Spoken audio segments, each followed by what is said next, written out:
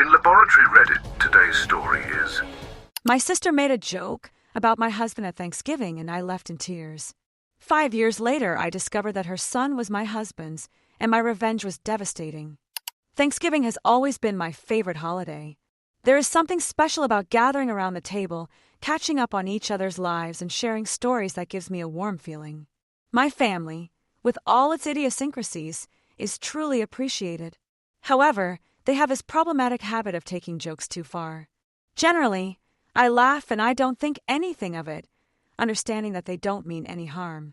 They have always been like that, playing jokes on little things, testing limits, but they are my family and I love them. This year, however, the jokes were not just funny comments, but something much more unpleasant. Dinner started out seemingly fine.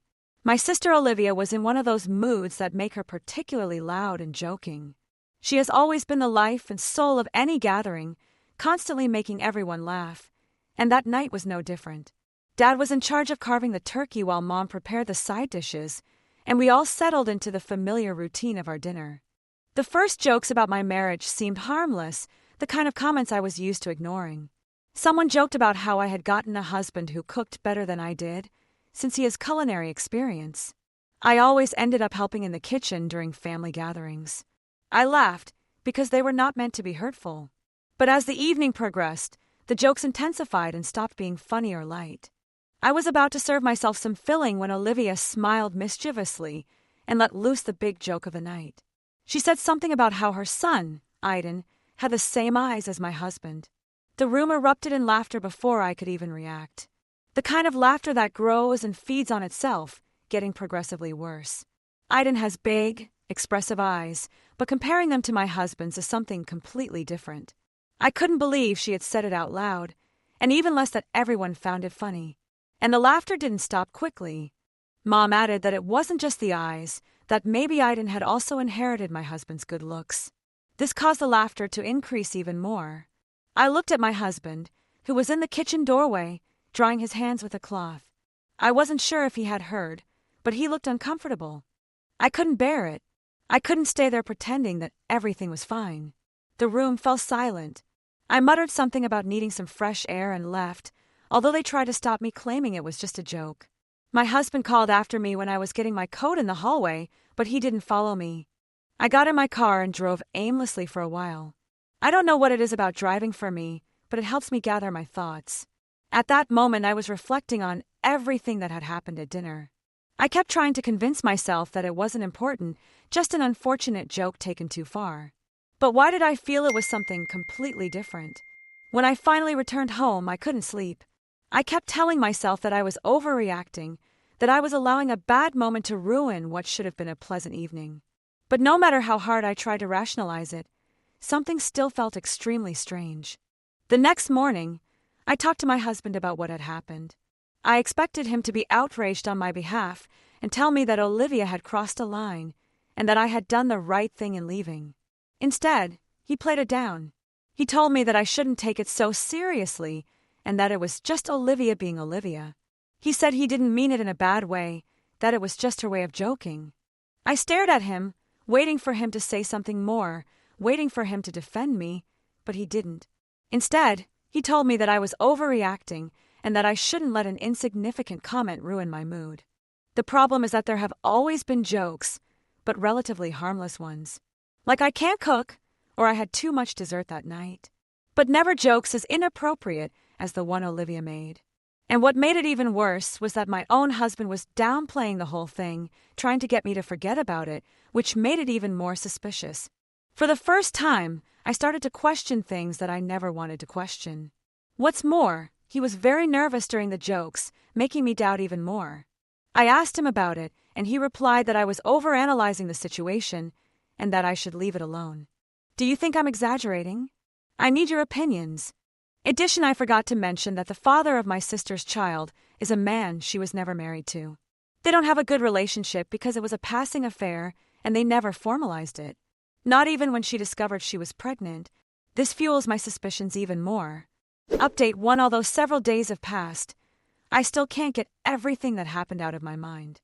What worries me most is not even the joke, but my husband's reaction. Not only was he not bothered by the comment, but he is trying to play it down as if he had something to hide. In the days that followed, I found myself remembering other jokes that I hadn't given any importance to, and suddenly, they began to take on a different meaning. There was that occasion when Olivia had joked about how she and my husband got along better than he and I ever had. At the time, I laughed it off, attributing it to her peculiar sense of humor. And then there were those shared glances that I had noticed between them over the years. Nothing overtly inappropriate, at least not that I had perceived, but they weren't ordinary glances either. I remember one Christmas in particular where we all played charades, and Olivia and my husband teamed up. They were practically unbeatable, guessing each other's clues with an ease that seemed almost intimate to me. Desperate to calm the storm in my mind, I started to look through old photographs and social media posts. I told myself I was being irrational, but I couldn't stop. I examined photos of family gatherings, trying to prove myself wrong, to find something that would reassure me and confirm that I was just being paranoid. But instead, I found elements that only increased my concern. There they were, too close to each other, in photo after photo. Olivia's hand on his arm in one image, both of them laughing in the background of another. The comments didn't seem so innocent now either. On rereading them, they had a strange tone. "It's always fun to hang out with my favorite brother-in-law," said one of his posts, with a winking emoji. Half of you suggest that I continue investigating, and the other half think it's not that serious. I won't get any answers from my husband, so I think it's time to make my own inquiries. Update 2: over the past few weeks, I have been examining our finances to see if I could find anything revealing. Many people recommended that I look through these records to see if there was any sign of infidelity. And sure enough, the figures didn't add up. Over the last few months, I had noticed unexplained transfers from my husband's account to my sister's. At first it was subtle, occasional small amounts, but as I investigated further, the amounts increased. When I asked him about it, he explained that Olivia was going through financial difficulties and that he was just helping her out. But I was completely unaware of this situation, and he had never consulted me about it. I think that if my husband was going to provide financial help to my sister, he should have at least informed me, don't you think? Not even my parents had mentioned to me that my sister was having financial problems, and I am convinced that they would have been aware of it. So, I hired a private investigator. It was an impulsive decision, but I needed answers if I couldn't trust my husband to provide them, as I suspected he might be deeply involved in this situation. The investigator began to investigate, tracking every transaction and every lead. I installed the software the investigator had sent me on my husband's cell phone and laptop. A week later, I received a report that confirmed all my suspicions and more. The investigator had verified what I feared. The secret relationship had been going on for years. My husband and Olivia had maintained a hidden bond, at least behind my back. I don't know if the rest of the family was aware of it. And it wasn't just a one-night stand that resulted in my sister's pregnancy. Apparently, they spent a lot of time together. I don't think they actively sought each other out, but they certainly carried on their affair without worrying about the consequences. There were photographs of them together, fragments of messages they had exchanged, and the results of the paternity test. It was relatively simple to obtain. Only a few hairs were needed. My hands trembled as I examined the report, the cold facts confirming all my fears. It was hard to breathe, hard to think. The pain was overwhelming, a crushing wave that left me feeling as if I were drowning in betrayal. My heart was breaking. All I could do was stand there, looking at the damning evidence, unable to comprehend how the two people I trusted most could hurt me so deeply. I spoke to my best friend about it, and the first thing she said was that she had always sensed something strange about my husband. She had never considered mentioning it to me because it was an intuition, but now that there was proof, she no longer had to hold back. I didn't like my sister much either, but that had always been the case since we were younger and she would come to visit or stay over. What affects me most is that my sister joked about these matters openly because she thought I would never find out, as if she enjoyed knowing that she could be found out, but trusted that it would never happen, as if it were a perverse game and part of the motivation for having an affair with my husband. Maybe it's time for me to play with her and also with my husband, to show them that reckless games have unfortunate consequences. Update 3: I was determined to confront them with all the evidence. I wanted to understand how they could behave in such a despicable, such a dishonest way. I had organized a meeting at my house with the excuse that I wanted to apologize to them for what had happened at that dinner party. My sister and my husband were on their way, as they both finished work late. I had left work a little earlier that day to prepare for the meeting. He had picked her up on the way from his office. Naturally, when they arrived, I asked them to take a seat, which they did with obvious discomfort, exchanging tense glances. I sat down in front of them. I looked at them and said that I wanted to apologize because I knew the whole truth, and I was interrupting their romantic adventure. I made it clear to them that I was not there to apologize for what happened the other night, but because from that moment on I was going to make their lives miserable. I took the envelope from behind my seat with all the information I had been able to gather and print, and placed it directly in front of them so that they would have no opportunity to say, "You are imagining things." Their faces paled. My husband shifted uncomfortably in his seat, his eyes searching for those of my sister, who seemed on the verge of fainting. They didn't expect me to find out, because they had been keeping their secret for so long and thought they were untouchable. Much less did they anticipate that I would confront them so directly. It was my husband who broke the uncomfortable silence, uncomfortable for them because I had nothing to be ashamed of, but they clearly did not feel good. Their justification for what happened was that it all started as a joke about the possibility of having some kind of casual relationship due to their good compatibility. But the joke turned into reality when they kissed for the first time at a family gathering and later consummated their relationship one night after work. He claimed that they both tried to stop the situation when they realized their mistake, but it was too late when she became pregnant. But that none of this was premeditated, nor did they do it to hurt me. It just happened. I couldn't contain the indignation that came over me. He dared to tell me that it wasn't planned, that it was just a mistake that started out as a joke. In the middle of his pathetic excuse, I demanded that he stop because I didn't want to hear any more. He didn't try to stop anything. He allowed it to continue for years. He lied, and now, with the whole truth out in the open, he wasn't going to get away with the excuse of a joke or that it wasn't planned. My sister spoke next. She told me she was sorry, that she never wanted to hurt me. She said she got confused, that it was a moment of weakness, and that she was not aware of her actions. She also said that it started out as a joke, but that the joke evolved into something real and they couldn't stop it. She was furious when I replied, "You have had an affair with my husband for years, and now you tell me it was just a moment of confusion, a joke. Is that your excuse, that you have the mentality of a teenager? Even a teenager knows the difference between right and wrong, and knows that this absurd justification they have offered is invalid." She didn't know what to say. She just cried some more. I told her that she had destroyed everything, my trust, my family, my marriage. And she did it simply because she was confused, because she needed something that another man could provide. I was furious. I told her that even adult entertainment professionals have more principles than she does. She was my sister, and she had betrayed me by having a relationship with my husband. I looked back at my husband, who was trying to go unnoticed, so that I wouldn't focus my attention on him. He had no right to feel bad because he was responsible for this whole situation. He caused this, to us, to our family, and no apology could remedy it. He told me he didn't know what to say, that he couldn't undo what he had done, but that he would do anything to improve the situation. He was right, he couldn't undo it, and therefore there was nothing he could do.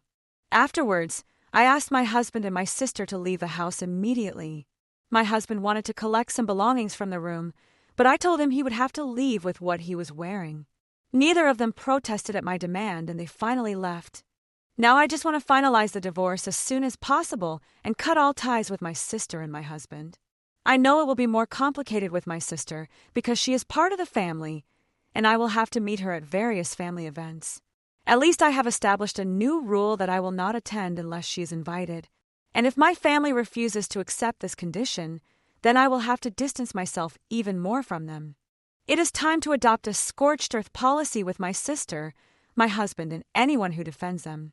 I will have no consideration for anyone, and I will not accept any kind of justification based on the fact that she is my sister or similar arguments.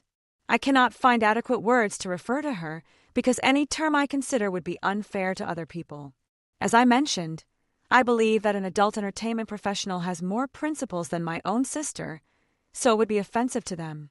Update: for the days after the confrontation were quiet, too quiet. I no longer wanted to be the victim. I was tired of the sadness, the humiliation, and the anger. It was time to take control, to make them pay the consequences. I didn't just want revenge. I wanted to make sure they never forgot what they had done to me. I wasn't going to let this go unnoticed. My husband and my sister would be exposed, whether they liked it or not. Spoiler alert, they didn't like it. I no longer cared what happened to them. In fact, I prepared for the consequences. I started by focusing on their professional careers. I had contacts in the community, people who could spread the information quickly. The images of my husband and my sister, close, intimate, far beyond what could be considered innocent, were perfect for my purpose. I distributed them anonymously on social networks and tagged everyone involved, making sure they reached their workplaces, their friends, family, and anyone else connected to their lives. The response was immediate. My husband's company fired him within days because the news was negatively affecting the company. Those photographs destroyed his career. Some colleagues who had been complicit, knowing that my husband was with my sister during lunches, suddenly abandoned him. Nothing like unmasking an infidel and observing the consequences, something really satisfying.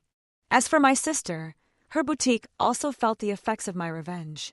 Her important clients, those who had invested thousands in her services, quickly walked away with their money towards what some called in the comments on her business's social networks, an establishment run by someone who respects family values. I am satisfied to know that her business collapsed. And I didn't care. I know some people will disapprove of my revenge, but it is insignificant compared to what they have done to me. I heard about their situation from relatives, most of whom took my side, albeit in an extreme way, which I didn't think was entirely appropriate.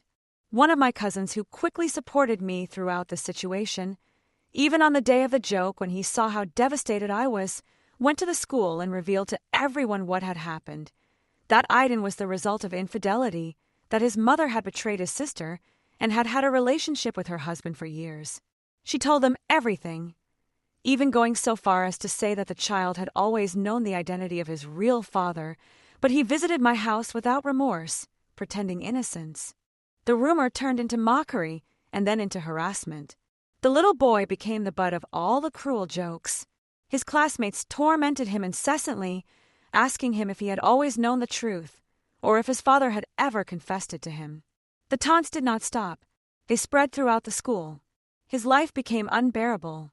I felt guilty that the situation had gone so far, as I never asked for him to be involved in this matter. I even spoke to my cousin to try to stop this, but it was too late. My cousin has tried to justify himself by saying that he knew, and I have the impression that it is true. But I still feel sorry for him because he is just a child, and he should not suffer the consequences of this. He could have known the truth, but what could he have done? He is not responsible for the parents he has been dealt. The divorce proceedings were relentless. My lawyer knew exactly how to exploit the years of deceit. The affair was not only a betrayal, it was the basis of my claim. A second paternity test confirmed that the child was my husband's, and that gave me all the evidence I needed. I had every right to everything: the house, the money, the joint accounts. My husband left with nothing but his shame and the consequences of his own decisions. But it wasn't over, far from it. My father, the man who had always been a stoic figure in our family, finally lost his composure when my sister returned begging for forgiveness. She slapped her in the face, right in front of her son, whom she had brought along as a shield, metaphorically speaking. She thought my parents would forgive her because of the child's presence. But my father said he did it anyway, because that child deserves to learn that bad actions must be punished, because growing up with those parents he probably won't learn many of those lessons. My father called it the worst mistake of his life. My mother didn't say a word. She just stood there, aware that for my father to react in that way, the betrayal must have been immense. I was there when it happened. I had sold my house and was looking for a new one. His attempt at reconciliation and at remedying the situation was nothing more than a last-ditch effort to preserve their reputations. Nobody cared about his apologies. Nobody wanted to hear his pleas for forgiveness. My family stood by me, although they were prepared for them not to. Even my mother said that I was her daughter before Aiden was her grandson, and that she would protect me, even if it meant distancing herself from her grandson. I know they don't want to stop seeing Aiden, but they are committed to supporting me. That is something I value enormously. I don't know what will happen to them now that they are free to enjoy their most intimate moments.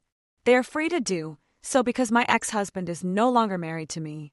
But I will have to leave that for a future update when more events unfold. Update 5 for those of you who were asking for a new update to my story, here it is.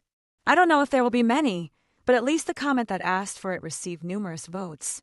My sister and my ex-husband moved to a new city shortly after the divorce to start a new life. Although that life did not include their son, whom they left behind, claiming that they lacked the financial resources to take care of him. At least that was the excuse they used to leave him at my ex-in-law's house. Don't worry, the boy has changed schools to avoid further bullying, while my parents can visit him at my ex-in-law's house whenever they like. But let's go back briefly to Olivia and my ex. They moved and started looking for work, which they eventually found. A different city, with no rumors about their actions, and with the possibility of starting from scratch. Everything seemed to be going well until someone spread the rumors again at their workplaces. I think it was the same cousin who took revenge very personally. This resulted in my ex being fired from the company because many of his colleagues refused to work with him. My sister also experienced some difficulties, although they did not reach the point of her being fired. However, after my ex failed to find another job, they ended their relationship and he moved even further away, practically to the other side of the country. Thus ended their great love story, which began as a joke and ended up becoming one.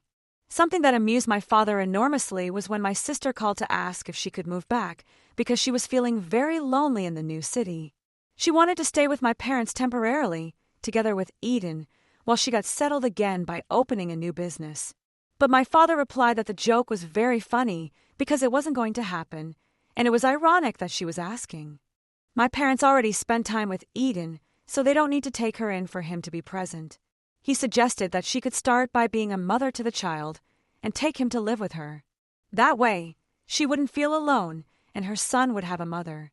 But Olivia argued that it would be too complicated for her to do it alone with a job that was unrewarding and paid a modest wage, which is why she wanted to live with my parents temporarily and start something that would provide her with a higher income, like her boutique. I have a suggestion for her. She could start working as an escort. That way she would also learn some values, as she currently lacks them.